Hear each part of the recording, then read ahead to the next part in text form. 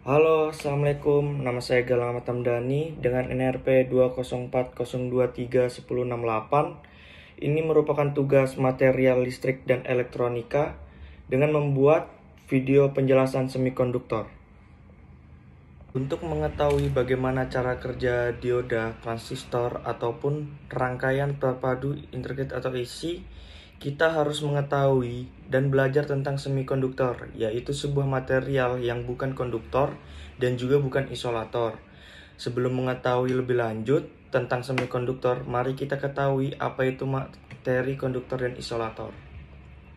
Jadi, konduktor adalah atom tembaga memiliki 29 proton dan 29 elektron yang berputar mengelilingi inti atom yang terdiri dari 2 elektron berada pada lintasan pertama, 8 elektron pada lintasan kedua, dan 8 elektron pada lintasan ketiga, serta 1 elektron pada lintasan keempat. Dalam elektronika, segala sesuatu yang berada pada lintasan terluar sebuah atom disebut sebagai penghantar atom. Muatan bersih atom. Untuk memperoleh muatan bersih suatu atom, kita tentukan inti sebuah atom adalah proton dan semua orbit bagian dalam elektron. Inti dari atom tembaga memiliki nukleus 29 proton dan 3 orbit pertama 28 elektron.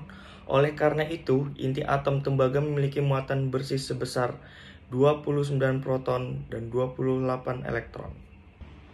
Berikut ini adalah gambar inti dan orbit valensi atom tembaga yang terdiri dari plus 1 proton dan minus 1 elektron yang berada pada orbit valensi. Elektron bebas. Karena inti atom tembaga memiliki muatan bersih, plus 1 daya tarik antara inti atom dan elektron valensi sangat lemah. Bahkan, dengan sedikit tegangan dapat dengan mudahnya mengusir elektron tersebut dari inti atom tembaga dan hal ini menyebabkan adanya aliran pada material tersebut. Elektron valensi kadang disebut juga elektron bebas dan aliran dari elektron bebas tersebut disebut dengan arus.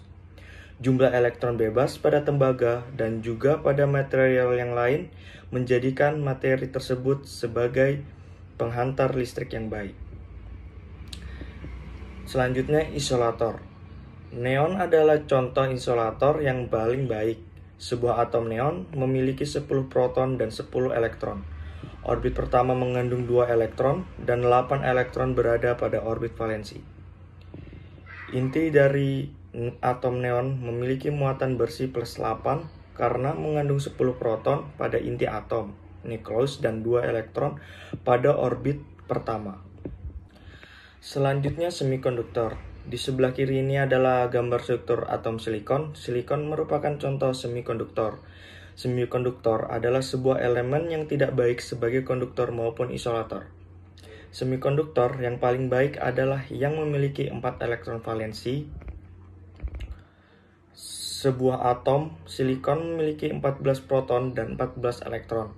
Orbit pertama mengandung 2 elektron dan orbit kedua mengandung 8 elektron, serta 4 elektron berada pada orbit valensi. Lintasan terluar, inti sebuah atom silikon memiliki muatan bersih plus 4 karena mengandung 14 proton pada nukleus inti atom dan 10 elektron pada lintasan atau orbit dalam lintasan 1 dan lintasan 2. Sistem penghantar pada atom tergantung pada jumlah elektron valensinya. Ketika sebuah atom memiliki 1 elektron valensi, maka akan menjadi sebuah konduktor terbaik. Ketika sebuah atom memiliki 8 elektron valensi, atom tersebut menjadi sebuah isolator terbaik. Dan seperti kita lihat bahwa atom silikon memiliki 4 elektron valensi yang berarti penghantaran listriknya berada antara konduktor dan isolator. Ini yang membuat silikon disebut sebagai semikonduktor. Kristal silikon. Ketika atom silikon bergabung membentuk sebuah kristal, lalu mengatur sedemikian rupa menjadi sebuah pattern yang sistematis. Masing-masing atom silikon saling berbagi elektron valensi dengan 4 atom yang menjadi tetangganya sehingga masing-masing memiliki 8 elektron pada orbit valensinya. Gambar berikut menunjukkan bagaimana sebuah atom silikon saling berbagi elektron dengan 4 tetangganya. Ikatan kovalen. Oleh karena saling berbagi, elektron valensi membuka lagi memiliki 1 atom. Elektron valensi yang saling berbagi ini saling tarik-menarik dengan tetangga atom dengan kekuatan yang sama dan menyebabkan pembentukan sebuah ikatan yang disebut dengan ikatan kovalen. Gambar berikut menunjukkan konsep dari ikatan kovalen yang mana masing-masing 2 garis lurus mempresentasikan 1 elektron yang saling berbagi. Hole atau lubang. Pada suhu kamar, energi panas di udara menyebabkan atom di kristal silikon bergetar. Getar-getaran ini menghapus elektron dari orbit valensi. Elektron bebas ini mulai bergerak secara random memulai kristal. Kepergian elektron menciptakan lowongan pada orbit valensi yang disebut dengan hole atau lubang. Lubang ini berperilaku seperti sebuah muatan positif karena kehilangan sebuah elektron, memproduksi ion atau positif. Free electron. Ketika sebuah elektron bebas secepatnya memasuki area lubang, maka elektron tersebut akan ditarik menuju lubang tersebut dan mengisinya. Proses menyatukan sebuah elektron bebas dan sebuah lubang disebut dengan rekombinasi. Selanjutnya, berikut ini aliran elektron bebas dan lubang. Elektron bebas mengalir ke kiri atau lubang yang mengalir ke kanan ketika elektron bebas mencapai bagian terakhir sisi kiri kristal.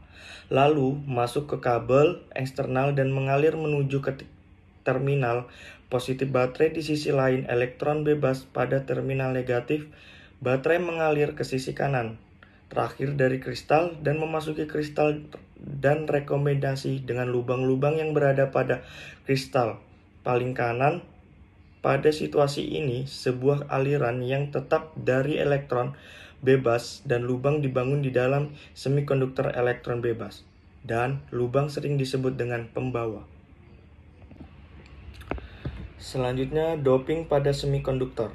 Dalam sebuah kristal silikon murni, masing-masing atom silikon menggunakan 4 elektron valensi untuk mengikat dengan atom sekitarnya. Hal ini mereduksi jumlah elektron yang tersedia untuk pengantaran. Oleh karena itu, semikonduktor berperan sebagai isolator. Untuk meningkatkan jumlah lubang dan elektron bebas pada sebuah kristal silikon dan untuk meningkatkan pengantarannya, dibutuhkan doping pada kristal. Bagaimana cara menambah doping pada sebuah kristal silikon? Nah, pertama, sebuah kristal silikon murni dicairkan. Hal ini akan menghancurkan ikatan kovalen dan merubah bentuk silikon dari padat ke cair. Untuk meningkatkan jumlah elektron bebas, atom pentavalen ditambahkan ke silikon cair, dan untuk meningkatkan jumlah lubang, atom tritan ditambahkan. Seiring dengan penurunan suhu, silikon akan kembali ke struktur kristal padat. Semikonduktor tipe N. Silikon yang didoping untuk meningkatkan jumlah elektron bebas disebut dengan semikonduktor tipe N, yang mana N menandakan negatif. Untuk meningkatkan jumlah elektron bebas, ketidakmurnian pentavalen seperti fosfor, antimoni, atau arsenik ditambahkan ke silikon. Atom pentavalen memiliki 5 elektron valensi. Di sebelah kiri adalah gambar struktur atom fosfor. Dan selanjutnya ada free elektron. Pada semikonduktor tipe N, sebuah atom pentavalen berada di tengah atau pusat, dikelilingi oleh 4 atom silikon. Seperti kita ketahui, sebuah atom pentavalen memiliki 5 elektron valensi. Seperti yang sudah dijelaskan sebelumnya, tetangga atom silikon saling berbagi 4 elektron, dan sekarang berbagi dengan atom pentavalen. Namun di sini ada ekstra 1 elektron tersisa. Sebagai informasi bahwa orbit valensi tidak dapat menahan lebih dari 8 elektron. Karena masing-masing atom pentavalen dalam sebuah kristal silikon menghasilkan 1 elektron bebas, maka material hasil doping akan memiliki jumlah elektron bebas yang besar. Dalam semikonduktor tipe N, jumlah elektron bebas lebih besar dari jumlah lubang. elektron bebas disebut pembawa mayor dan lubang disebut pembawa minor. Karena ketidakmurnian pentavalen mendominasikan ekstra elektron ke kristal silikon, mereka sering disebut sebagai donor ketidakmurnian.